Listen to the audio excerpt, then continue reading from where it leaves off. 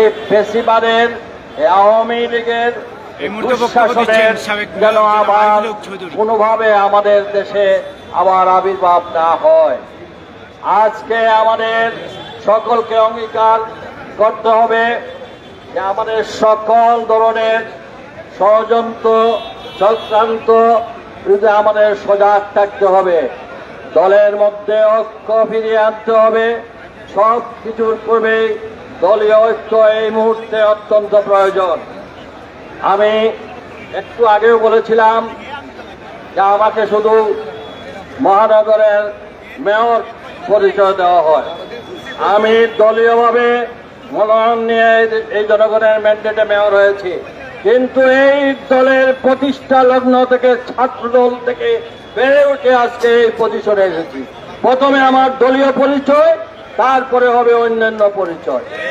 আগে আশা করি ভবিষ্যতে আমার দলীয় পরিচয়কে খাটো করে দেখার কোনো সুযোগ দিবেন না।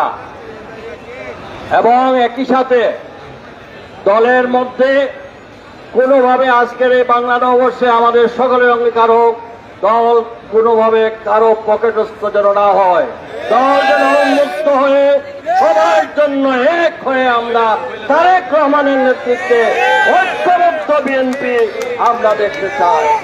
তাই সকল ষড়যন্ত্রের বিরুদ্ধে ঐক্যবদ্ধভাবে আমাদেরকে এক হয়ে আগামী কর্মসূচি পালনের আহ্বান জানিয়ে আজকের এই রেলি সুন্দর এবং সার্থক করে তোলার আহ্বান জানিয়ে আমার বক্তব্য এখানেই শেষ করছি। আল্লাহ হাফেজ। বাংলাদেশ জিন্দাবাদ। দেশ নেত্রী বেগম খালেদা জিয়া জিন্দাবাদ। শহীদ জিয়া অমর হোক। আমাদের ভারপ্রাপ্ত চেয়ারম্যান তরুণের অহংকার আগামী দিনের রাষ্ট্রনায়ক জনাব তারেক রহমান জিন্দাবাদ জিন্দাবাদ।